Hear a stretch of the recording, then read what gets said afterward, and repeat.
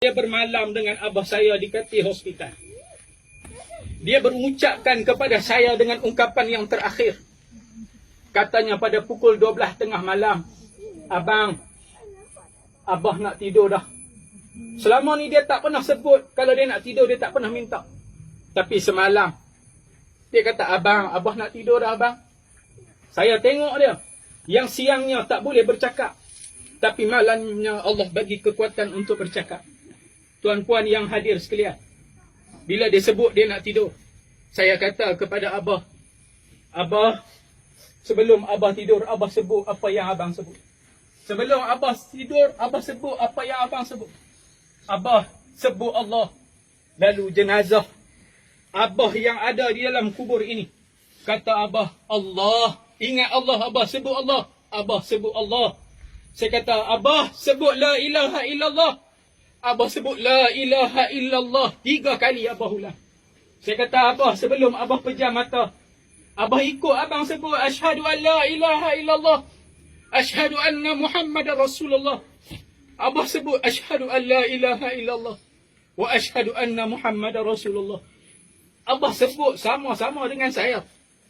Dengan ungkapan kalimah tauhid ini menjadi ungkapan yang terakhir.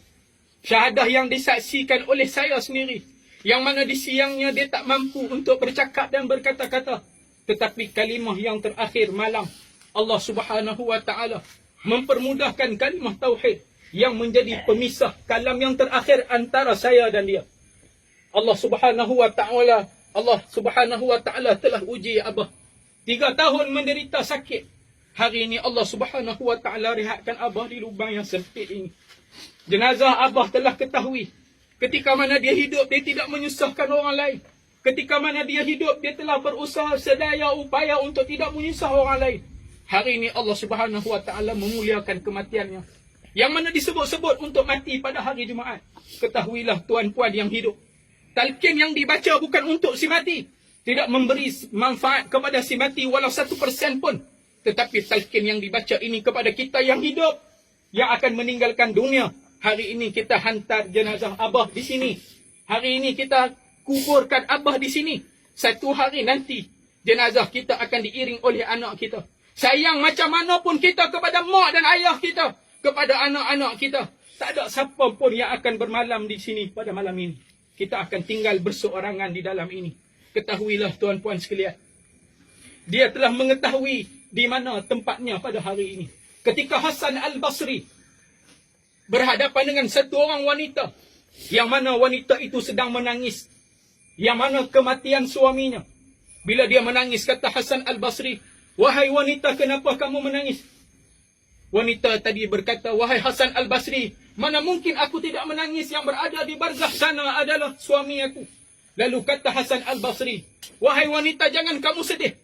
Kerana si mati itu, maka nuhu marartu wa qad zaq." Kata Hasan Al-Basri, dia telah merasai sakitnya mati yang kamu hidup tak rasa. Lalu kata Hasan Al-Basri, "Wajhul malakatul maut wa qad ra'a." Dia telah melihat rupa paras malaikat maut yang kamu tak lihat lagi. Kata Hasan Al-Basri kepada wanita tadi, "Marartu makanuhu finnar awil jannah wa qad araf." Dia telah mengetahui lubangnya, dia telah mengetahui nasibnya di syurga ataupun neraka. Maka jangan kamu sedih, jangan kamu tangisi, jangan kamu tangisi. Hadirin tuan-puan yang dirahmati Allah, ketahuilah arwah abah Zakaria Sudin merupakan satu orang yang saleh. Ketika mana dia hidup, dia melazimi ketaatan di atas muka bumi Allah. Sehinggakan hari terakhir tadi saya berada di hospital. Datang satu orang makcik cleaner, bertemu dengan saya. Kata makcik tadi kepada saya, "Adik, tolong cerita kepada makcik, apa rahsia jenazah abah? Apa rahsia abah ketika dia hidup? Apa rahsia yang dia lakukan? Apa amalan yang dia buat ketika hidup?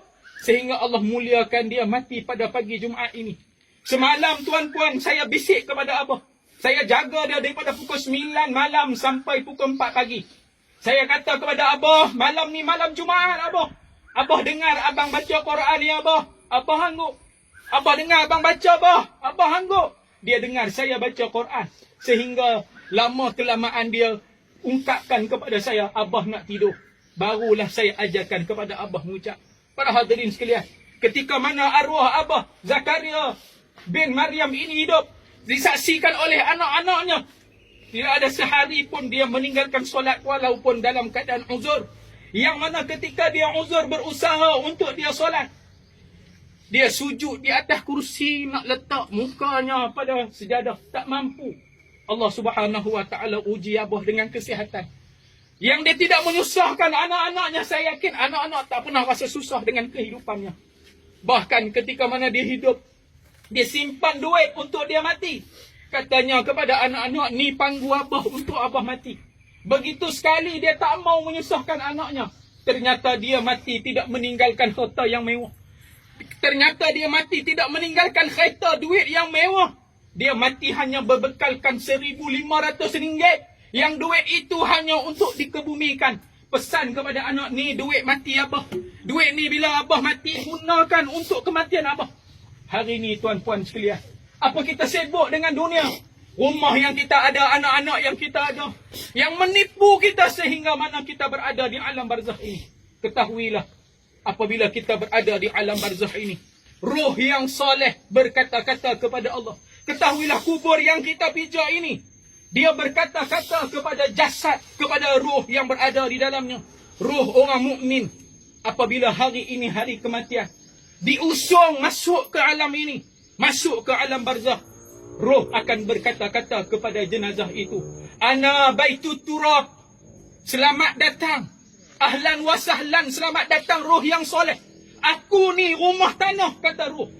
Kamu meninggalkan rumah yang berdindingkan simen, kamu meninggalkan rumah yang berbumbungkan atap besi.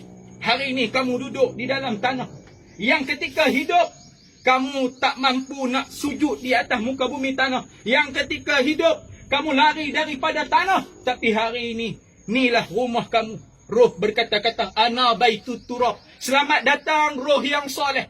Inilah kematian yang kita nak, para hadirin sekalian. Kita nak jadi apabila kita mati.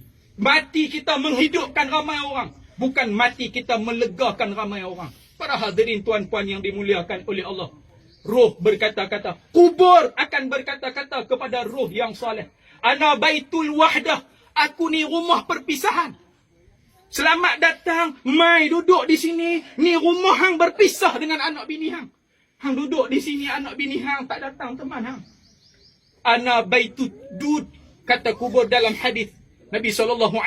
Nabi kata, ni rumah ulat. Selamat datang wahai roh yang soleh, rumah ni rumah ulat. Ana baitul wahdah, ana baitul ghurabah, aku ni rumah perasingan yang memisahkan kita dengan dunia, yang memisahkan kita dengan alam kehidupan ini.